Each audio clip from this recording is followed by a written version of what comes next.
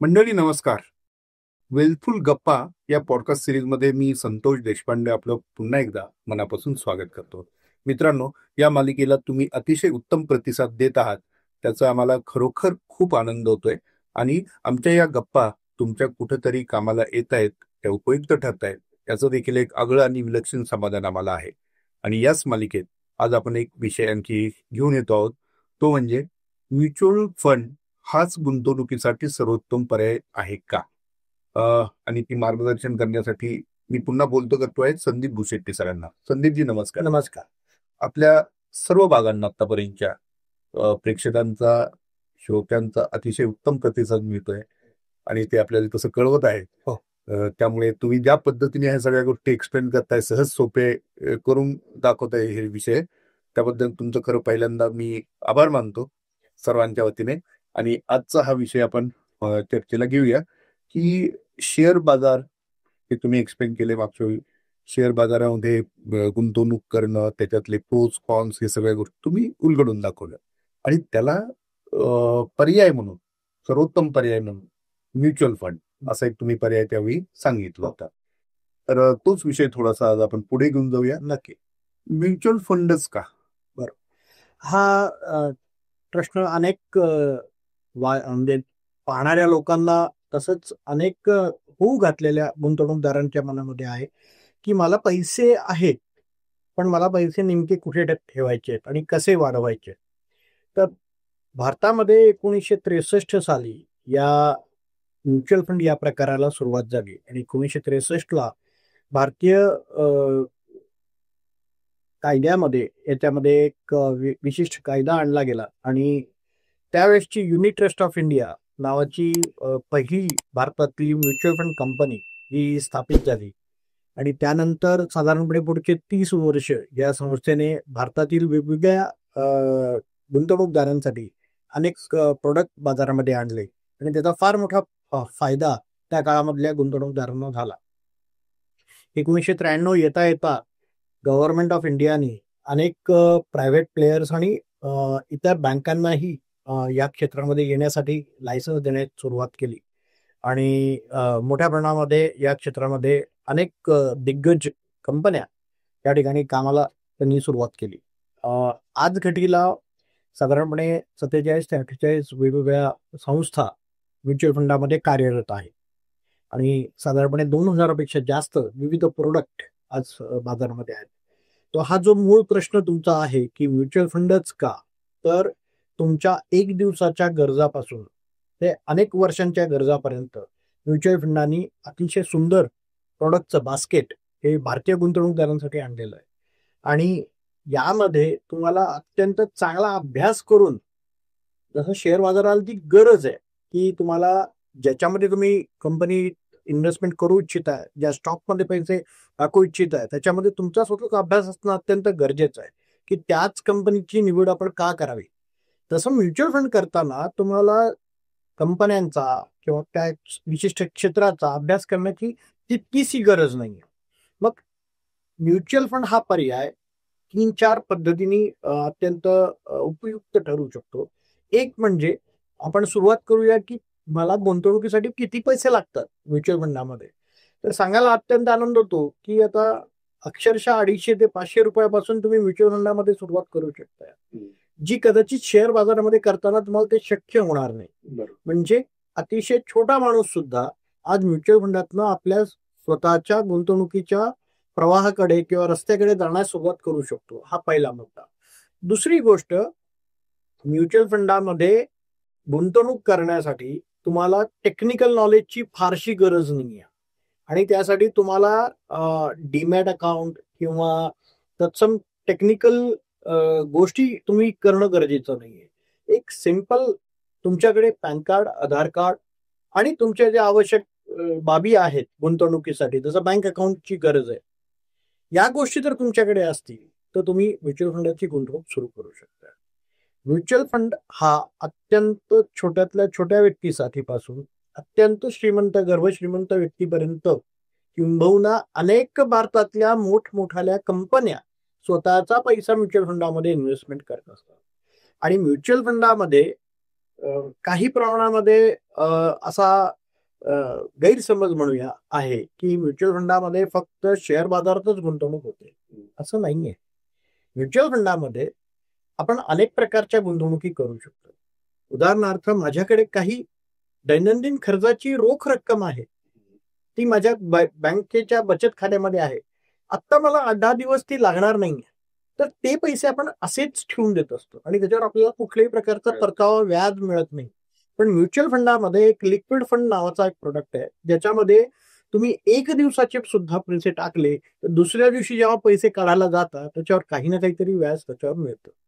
गमतीचा भाग म्हणजे कित्येक वेळा अनेक लोक आपल्या बचत खात्यामध्ये लाखो करोडो रुपये असेच ठेवून देतात की ज्याच्यावर त्यांना व्याज मिळत नसतं.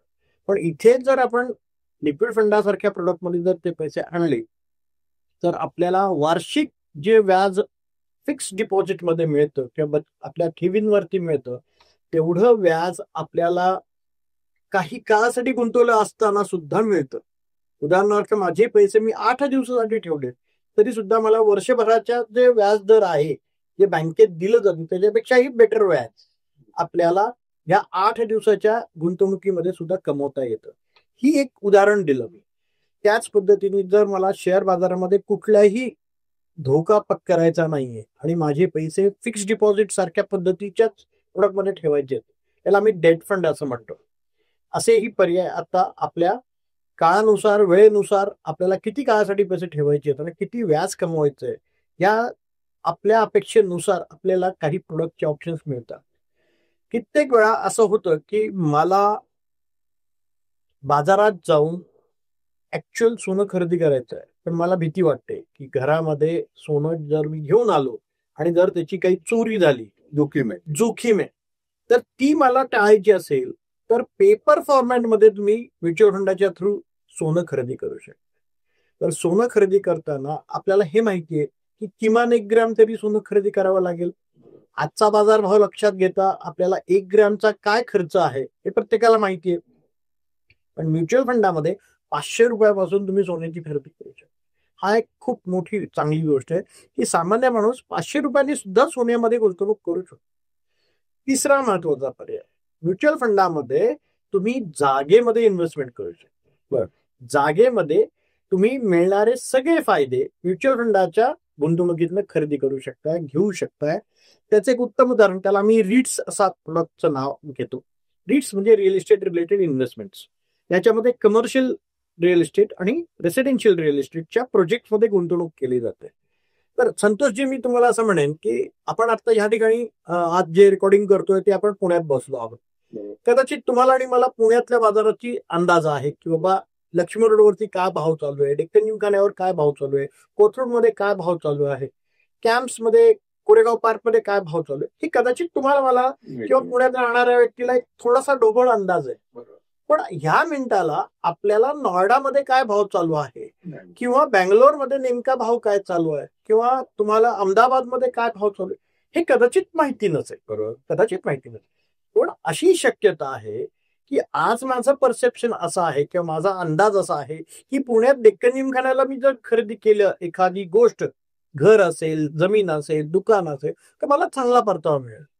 पण कदाचित ही वस्तुस्थिती असू शकते की तुम्ही नॉर्डामध्ये घेतलेलं दुकान पुण्यातल्या घेतलेल्या दुकानापेक्षा जास्त परतावा देऊन जाईल. बँगलोरमध्ये घेतलेलं घर पुण्यातल्या घरापेक्षा जास्त तुम्हाला म्हणजे रेंट देऊन जाईल. हे अनेक पर्याय जे कदाचित तुम्ही त्या शहरात राहत नसल्यामुळे तुम्हाला माहितीच नाही. म्युच्युअल फंड या निमित्ताने तुम्हाला भारतातल्या सगळ्यात अत्यंत चांगल्या गुंतवणुकीच्या संधी रिअल इस्टेट मधल्या या ठिकाणी आणून देत आहे. पण गंमत पुन्हा अशी की त्या रिअल इस्टेटच्या प्रोडक्टवर गुंतवणूक करताना मला लाखो करोड रुपयाची गरज नाहीये. मला अत्यंत छोट्या अमाऊंटमध्ये 5,000मध्ये 10,000मध्ये मला त्या रिअल इस्टेटचा प्रोडक्ट खरेदी करता येतो. हे अत्यंत चांगली गोष्ट एखाद्या सामान्य गुंतवणूकदारासाठी आहे. कारण आज रिअल इस्टेट ही सामान्य गुंतवणूकदाराच्या आवाक्याच्या बाहेर गेलेली आहे. त्यामुळे मला रिअल इस्टेट घेण्याचं स्वप्न आहे पण ते मला पूर्ण करता येत नाही. तर ते पूर्ण करण्यासाठी म्युच्युअल फंडातला हा पर्याय अत्यंत सुंदर आहे. तिसरं, आपल्याला शेअर बाजारामध्ये गुंतवणूक करायची पण शेअर बाजारात मला काहीच माहिती नाही. कुठल्या कंपन्या भविष्यामध्ये चांगला परतावा देतील, कुठल्या क्षेत्रामध्ये पैसे वाढण्याची शक्यता आहे, आणि भारतातच करायचं का भारताच्या बाहेर केल्याने जास्त फायदा आहे हे पण मला माहिती आहे. मग अशा वेळेस तुम्हाला अत्यंत तज्ज्ञ माणूस ह्या गोष्टीसाठी आवश्यक आहे. त्याला आम्ही म्युच्युअल फंडाचे फंड मॅनेजर असं म्हणतो. म्युच्युअल फंडाच्या फंड मॅनेजर बरोबर त्यांच्याकडे पूर्ण इकोसिस्टीम असते, त्यांच्याकडे पूर्ण टीम असते की जे वेगवेगळ्या क्षेत्रामध्ये अत्यंत चांगला अभ्यास करून त्याचा योग्य इन्फॉर्मेशन फंड मॅनेजरला देत असतात, आणि त्या इन्फॉर्मेशन वरती फंड मॅनेजर डिसिजन घेत असतो की त्या क्षेत्रातल्या कंपन्यांना इन्व्हेस्टमेंटमध्ये घ्यायचं का नाही, पोर्टफोलिओमध्ये त्याची जागा ठेवायची का नाही, आणि मग जे भविष्यामध्ये अत्यंत चांगले क्षेत्र परफॉर्म करणार आहे अशा क्षेत्रातील शेअर्स किंवा कंपन्या याचं सिलेक्शन केलं जातं. नेमकी योग्य किंमत कुठली खरेदी करताना याची काही ठोक काय आहे, त्याचे काही फॉर्म्युलाज आहेत, हे त्याच्यावर काम करतात. त्या फॉर्म्युलाच्या जवळ येणाऱ्या किमतीमध्ये शेअर्सचं सिलेक्शन होतं आणि मग त्या ठिकाणी ती गुंतवणूक केली जाते. हे सगळं जे आहे हे प्रत्येक गुंतवणूकदारांनी करणं अपेक्षित असतं, पण त्याचं ज्ञान माझ्याकडे नाहीये.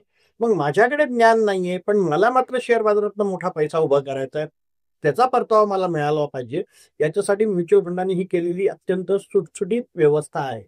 बरं, हे सगळं करत असताना आपल्याला खूप मोठी किंमत द्यायची आहे का? तर तसंही नाहीये. म्युच्युअल फंडामध्ये तुम्हाला जो खर्च येतो ह्या संपूर्ण गुंतवणुकीला मॅनेज करण्यासाठी तो अत्यंत कमी आहे. तो किती आहे? तर बिटवीन 1% टू 2%. या पर्सेंटेजमध्ये तुमचा फक्त वार्षिक खर्च हा म्युच्युअल फंड कंपन्या तुमच्याकडनं घेत असतात. उरलेला सगळा परतावा, मग तुमचे पैसे दुप्पट झाले असतील, पाचपट झाले असतील, सगळेच्या सगळे पैसे तुमच्याकडे येत असतात. गव्हर्नमेंट ऑफ इंडियानी सुद्धा याच्यावर खूप छान काम केलं. गव्हर्नमेंट ऑफ इंडियानी तुम्हाला याच्यावर लागणारा कर, जो परतावा तुम्ही कमवताय, हा ज्यावेळेस ऍक्च्युली तुम्ही रिअलाइज कराल, ऍक्च्युअली ज्यावेळेस तुम्ही हा परतावा त्या फंडामधनं त्या प्रोडक्टमधनं काढून घेण्याचा प्रयत्न कराल, त्याच वेळेस हे कर तुम्हाला लागू होतात. अदरवाईज तुम्ही हे 10 वर्षासाठी गुंतवणूक केली, 20 वर्षासाठी गुंतवणूक केली, तुम्हाला मधल्या पूर्ण 20 वर्षामध्ये कुठलाही कर द्यायचा नाहीये. हा त्यातला सगळ्यात मोठा भाग. म्हणजे जवळपास आपण कमवत असलेल्या पैशाला कुठेही कर न देता आपण ही मोठी संपत्ती या माध्यमातून निर्माण करू शकतो. त्यामुळे म्युच्युअल फंड हा एक सामान्य आणि अति श्रीमंत ह्या सगळ्याच लोकांसाठी अत्यंत सोपा मार्ग आहे. वा, सही आहे. म्युच्युअल फंड सही आहे. बरं, हे सगळं तुम्ही खूप छान आता उलगडून दाखवलं. अशीच एक उलगड आपण अशी एक करून दाखवू शकाल तर आम्हाला खूप आनंद होईल. ते म्हणजे म्युच्युअल फंड नेमकं काम कसं करतं, म्हणजे ही ओव्हरऑल इकोसिस्टीम काय आहे. म्हणजे आपण शेअर मार्केटमध्ये म्युच्युअल फंड कंपन्या पैसे टाकतात, बरोबर, फंड टाकतात, एवढंच आम्हाला माहिती आहे. पण एक्झॅक्टली त्याची प्रोसेस कशी असते यावर थोडा तुम्ही प्रकाश टाकू शकलात तर. याच्यामध्ये म्युच्युअल फंडामध्ये अनेक पार्टीज इन्व्हॉल्ड आहेत, अनेक लोक इन्व्हॉल्ड आहेत, अनेक सिस्टीम्स इन्व्हॉल्ड आहेत. म्हणजे काय, जेव्हा एखादा गुंतवणूकदार, मुळात म्युच्युअल फंड म्हणजे काय, म्युच्युअल फंड म्हणजे इट्स अ पूल ऑफ मनी, जे अनेक लोकांच्या खिशातनं एकत्र आलेले पैसे एकत्रित केले जातात आणि त्याचं नियोजन, मॅनेजमेंट हे म्युच्युअल फंडातील लोक करत असतात. त्याला आपण म्युच्युअल फंडाच्या योजनेत आलेले पैसे असे म्हणतो. मग ज्या वेळेस एखादा गुंतवणूकदार म्युच्युअल फंडामध्ये पैसे गुंतवत असतो, त्याच्यानंतर खरं काम पुढे सुरू होतं. आलेला पैसा थेट योजनेच्या अकाउंटला जातो. त्या ठिकाणी म्युच्युअल फंडाचे फंड मॅनेजर आणि त्यांची संपूर्ण टीम आपल्याला नेमकं काय करायचं याचा आराखडा त्यांनी ऑलरेडी गुंतवणूकदारांना सांगितलेला असतो की आम्ही काय करणार आहोत त्या योजनेमध्ये. त्या योजनेप्रमाणे त्यांच्या एकूण फॉर्म्युलाज प्रमाणे त्यांचं सिलेक्शन ऑफ स्टॉक्स आणि selection of companies, selection of bond papers आणि इतर प्रोडक्ट, म्हणजे जसं गोल्ड आहे, सिल्वर आहे, असे अनेक प्रोडक्ट, जसं तो प्रोडक्टचा डिझाईन केलेला आहे त्याप्रमाणे सिलेक्शन करतात आणि त्याप्रमाणे अलोकेशन ऑफ मनी केला जातो. आता ज्या वेळेस तुम्हाला हे पैसे तुम्ही कंपनीकडे दिलेत आणि कंपनीने पुढे जाऊन ते गुंतवणूक केलेले, त्यानंतर एक तिसरी थर्ड पार्टी येते, ते म्हणजे ह्या संपूर्ण गोष्टीचं अकाउंटिंग करणारी संस्था, त्याला आम्ही रजिस्ट्रार असं म्हणतो. आणि भारतामध्ये अशा 2 प्रकारच्या रजिस्टर्ड कंपन्या आहेत, कॅम्प्स आणि कार्वी. ह्या संपूर्ण म्युच्युअल फंडामध्ये 48 ज्या संस्था आहेत आणि जवळपास 2000 पेक्षा जास्त वेगवेगळे प्रोडक्ट आहेत, यांचं अकाउंटिंग पार्ट हा संपूर्ण म्हणजे डेटा मॅनेजमेंट हा या रजिस्ट्रारकडे असतो. त्याच्यानंतर पुढची जी एक संघटना किंवा संस्था या संपूर्ण व्यवस्थेमध्ये येते ते म्हणजे ह्या सिक्युरिटीज ज्या असतात, ज्या कंपन्यांचे शेअर्स खरेदी केलेत, बॉन्ड खरेदी केलेत किंवा गोल्ड बीज खरेदी केलेत, ह्या सगळ्याचं ऍक्च्युअल म्हणजे सिक्युरिटी मॅनेजमेंट हे तिसरी संस्था मॅनेज करते. आणि ह्या सगळ्या व्यवस्थेवरती रेग्युलेटर हे अत्यंत बारकाईने या गोष्टी पाहत असतात की दैनंदिन केलेलं कामकाज बरोबर केलंय का नाही, नियमानुसार केलंय का नाही, आणि त्याच्यामध्ये अत्यंत ट्रान्सपरन्सी असते. या सगळ्या गोष्टीचं रेग्युलरली ऑडिट केलं जातं, सर्व गोष्टी तपासल्या जातात. त्यामुळे सामान्य माणसापासून अत्यंत श्रीमंत माणसापर्यंत गुंतवलेला पैसा अत्यंत सुरक्षित राहतो. आता अनेक वेळा असा गैरसमज आहे म्युच्युअल फंडामध्ये की दररोज याचा भाव बदलतो, भाव वरती जातो, भाव खाली येतो. हे साहजिक आहे, कारण आपण ज्या वेळेस कुठल्याही गुंतवणूक प्रकारामध्ये पैसे गुंतवत असतो त्या गुंतवणूक प्रकारावरती होणारे परिणाम बाजाराचे किंवा देशातील अर्थव्यवस्थेवरती झालेले परिणाम आपल्याला आपल्या प्रोडक्टवरती पण होताना दिसतात. जागतिक परिस्थिती बदलली की आपल्याकडेही प्रोडक्टच्या परफॉर्मन्सवरती परिणाम होतो, चांगला किंवा वाईट, आणि तो त्या दिवसापुरता असतो. परंतु मला सांगायला आनंद वाटतो की जर तुम्ही भारतामध्ये आहात आणि जर भारतातील म्युच्युअल फंडातील प्रोडक्टमध्ये तुम्ही गुंतवणूक करू इच्छित असाल तर भारत हा गेले 70-80 वर्ष सातत्याने प्रगतीकडे चाललेला आहे. आणि गेल्या 10-15 वर्षात ही प्रगतीचा जो वेग आहे तो अत्यंत चांगला आहे. त्यामुळे गेल्या 10-15 वर्षामधील ज्यांनी म्युच्युअल फंडातील योजनांमध्ये गुंतवणूक केली त्यांना प्रचंड मोठा परतावा हा मिळालेला आहे. या 10-15 वर्षामध्ये अनेक चांगल्या वाईट घटना पण घडलेल्या आहेत भारतामध्ये, भारताच्या बाहेर पण. ह्याचा परिणाम झालाय का? निश्चित झालाय. पण बिकॉज आपण खूप चांगल्या पद्धतीने देश प्रगतीकडे जात असल्याने त्याचा थेट परतावा आपल्याला म्युच्युअल फंडाच्या माध्यमातून घेता येतोय. येणारा काळ सुद्धा जर देश याच वेगाने प्रगती करणार असेल तर म्युच्युअल फंडाच्या माध्यमातून प्रत्येक सामान्य गुंतवणूकदार मोठा पैसा कमवू शकतो. साधारण किती फंड्स असतील बरं आपल्याकडे मार्केटमध्ये? बाजारामध्ये 2000 पेक्षा जास्त फंड आहेत. मोठा मोठे म्हणजे आपण जर विचार केला की 3 पद्धतीमध्ये आम्ही या फंड्सला ब्रेकअप मध्ये बघतो. एक म्हणजे इक्विटी फंड्स, हे बेसिकली शेअर बाजारातील वेगवेगळ्या संस्थांमध्ये कंपन्यांमध्ये हे पैसे गुंतवले जातात. एक आहेत डेट फंड्स, ज्याच्यामध्ये गव्हर्नमेंट सिक्युरिटीज, कंपन्यांच्या सिक्युरिटीज आणि वेगवेगळ्या सिक्युरिटीज ज्याच्यामध्ये तुमचा इक्विटीचा पोर्शन 0, अशा प्रोडक्ट्समध्ये हे पैसे इन्व्हेस्ट केले जातात. तिसरा प्रोडक्ट आहे हायब्रिड प्रोडक्ट. हायब्रिड म्हणजे इक्विटी आणि डेट या दोघांचं सुवर्ण मध्य करून, आणि त्याच्यामध्ये काही प्रमाणामध्ये आता नवीन काळामध्ये गेल्या काही वर्षांमध्ये सोनं, चांदी असे कमोडिटीचाही त्याच्यामध्ये आपण काही प्रमाणामध्ये वापर केलेला आहे. त्याला आम्ही हायब्रिड प्रोडक्ट असं म्हणतो. त्याही प्रोडक्टमध्ये तुम्हाला इन्व्हेस्टमेंट करता येते. ह्या 3 प्रकारामध्ये प्रत्येक गुंतवणुकीचे काही वैशिष्ट्य किंवा त्याचे काही फायदे तोटे. डेट फंडामध्ये तुम्हाला सिक्युअर्ड रिटर्न मिळण्याची शक्यता जास्त आहे. त्या ठिकाणी तुम्हाला जसं मी म्हटलं की त्या डेट फंडामध्ये पण अनेक प्रकार आहे. एक लिक्विड फंड पासून सुरुवात केली आपण, त्याच्यापासून पुढे जर गेलो आपण मीडियम टर्म बॉन्ड फंड्स किंवा long bond funds, government security G6, government securities, असे अनेक प्रकार याच्यामध्ये तुम्हाला पाहता येतात. त्याच्यामध्ये पण ऍक्टिव्हली मॅनेजमेंट करणारे डायनामिक बॉन्ड फंड्स अशी एक कॅटेगरी आहे. तर या सगळ्या माध्यमातून तुम्हाला साधारणपणे जो ट्रेडिशनल किंवा पारंपरिक पर्याय जो आहे बँकेतील ठेवींचा, त्याच्यापेक्षा अत्यंत चांगले पैसे थोड्या काळापासून ते दीर्घकाळापर्यंत तुम्हाला ह्याच्यातनं कमवता येतं. इक्विटी फंडामध्ये आम्ही साधारणपणे असं सांगतो की किमान 3 ते 5 वर्षाचा वेळ असेल तरच इक्विटी फंडामध्ये गुंतवणूक करायला पाहिजे कुठल्याही सामान्य गुंतवणूकदाराने. म्युच्युअल फंड नव्हे तर शेअरमध्ये सुद्धा. कारण अत्यंत जास्त वोलाटाईल हे बाजार असतो. त्याच्यामध्ये अनेक गोष्टींनी अनेक क्षेत्रावरती परिणाम होतो आणि त्या परिणामांमुळे नॅचरली जी किंमत असते ज्याच्यावरती बाजारभाव म्हणतो आपण, तो बाजारभाव खाली किंवा वरती जाण्याची शक्यता खूप जास्त असते. त्यामुळे जर तुमच्याकडे 3 ते 5 वर्ष म्हणजे साधारणपणे 1000 ते 1500 दिवस तुमच्याकडे जर असतील तर तुम्ही निश्चित या प्रकारामध्ये यायला हवं.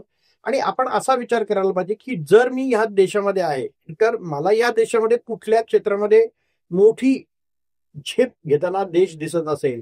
जसं उदाहरणार्थ गेले अनेक वर्ष आपण इन्फॉर्मेशन टेक्नॉलॉजीमध्ये आपण प्रगत आहोत. आपण जगभरामध्ये इन्फॉर्मेशन टेक्नॉलॉजीचे अनेक प्रोजेक्ट्स भारतातनं केले जातात.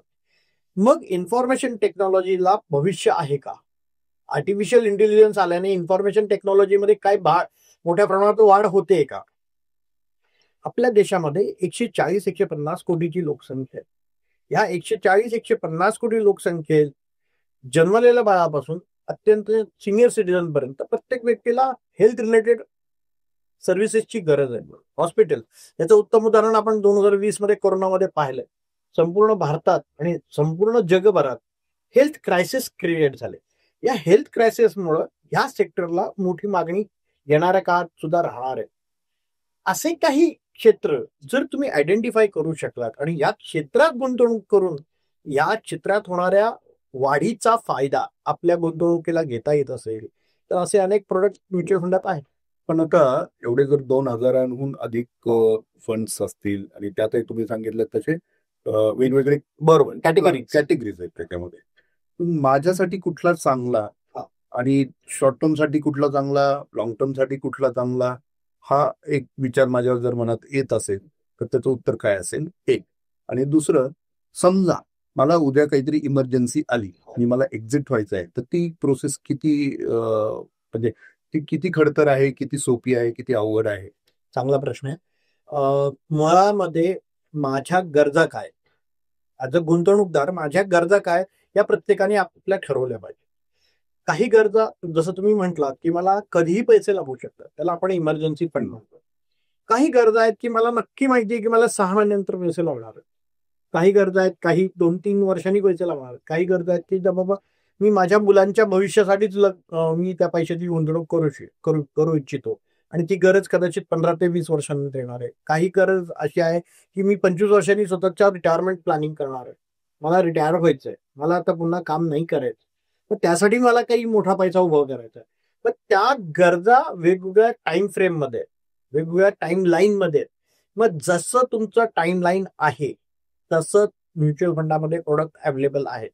आता ते प्रोडक्ट नेमके सिलेक्ट कसे करायचे याच्यासाठी मी आवर्जून सांगेन की आर्थिक सल्लागार महत्वाचा आहे. कारण तो तुमच्या नेमक्या गरजा पाहतो, त्या नेमक्या गरजांनुसार जो योग्य प्रोडक्ट बाजारामध्ये आहे तो तुम्हाला तो पर्याय सुचवतो. जर तुमच्या अपेक्षेला तो पर्याय मॅच होत असेल तर मग त्या ठिकाणी आपण ती गुंतवणूक केली पाहिजे. तुम्ही त्याच प्रश्नामध्ये असं विचारलं की हे पैसे काढणं आणि घालणं हे कितपत सोपं आहे किंवा कितपत किचकट आहे.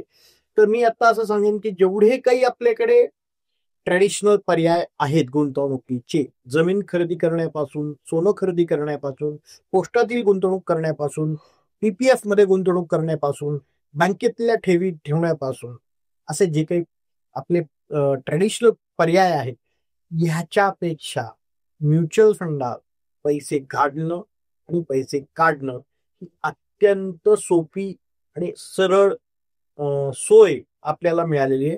याचं कारण असं आहे की आता तुम्ही भारतात असाल किंवा भारताच्या बाहेर असाल, जगात कुठेही बसा, तुम्ही तुमच्या मोबाईलमधनं, तुमच्या लॅपटॉपमधनं या प्रकारच्या गुंतवणुकीतनं पैसा काढू शकता. या प्रकारच्या गुंतवणुकीच्या प्रोडक्टमध्ये पैसा घालवू शकता. कारण आपल्याकडे तर ऑनलाईन सिस्टीम इतक्या छान झालेल्या आहेत की गुंतवणूक करणं आणि गुंतवणूक काढणं याच्यासाठी तुम्हाला प्रत्यक्ष हजर राहण्याची गरज नाही. जर तुमच्याकडे असणारं बँक खातं हे तुम्ही जर मोबाईल बँकिंगच्या थ्रू किंवा नेट बँकिंगच्या थ्रू कनेक्टेड असाल आणि तुमचा जो आर्थिक सल्लागार आहे त्यांनी तुम्हाला एक डिजिटल लिंक पाठवली तर तुमचं गुंतवणुकीचं काम झालं. आणि सेम थिंग जर पैसे काढायचे आहेत तर तुम्ही डिजिटल लिंकच्या थ्रू हे पैसे काढू शकता. तुम्हाला तुमच्या ज्या कंपनीचा प्रोडक्ट तुम्ही सिलेक्ट केला आहे त्या कंपनीच्या वेबसाईटला जाऊन तुम्ही स्वतः गुंतवणूकदार म्हणून तुम्ही तुमचे पैसे काढू किंवा घालवू शकता. असं इतकं सोपं झालेलं आहे.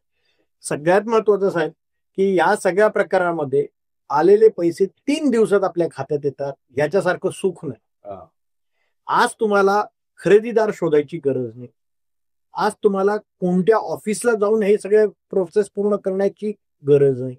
आज तुम्ही घर बसल्या किंवा जगात तुम्ही कुठल्याही ठिकाणी असाल तरी तुम्हाला तुमचे पैसे तुमच्या खात्यामध्ये आरामात आणता येतात. हे सगळ्या पारंपरिक प्रकारामध्ये शक्य नाही. मी अनेक उदाहरणं माझ्या क्लायंटची पाहतो. क्लायंटकडे मोठमोठाली घरं जमिनी आहेत. मुलं त्यांची परदेशात आहेत. आता ज्यांच्या नावाने घरं आहेत ते सिनियर सिटीजन झालेले आहेत. ते घराच्या बाहेर पडून त्याच्यासाठी ग्राहक शोधू शकत नाही. मुलं परदेशात शिकायला किंवा व्यवसायानिमित्त गेलेली आहेत. त्यांना वेळ नाही भारतात येऊन ग्राहक शोधणं. अशा वेळेस आपल्याकडे संपत्ती आहे, ऍसेट्स आहेत, पण त्या विकता येत नाही. असा अडचणीचा काय. तुमचे लाख रुपयाचे ऍसेट्स 1 कोटीमध्ये कन्वर्ट झाले, 5 कोटीमध्ये कन्वर्ट झाले, पण विकताच येत नाही. असं जर असेल तर ते ऍसेट असून उपयोग काय.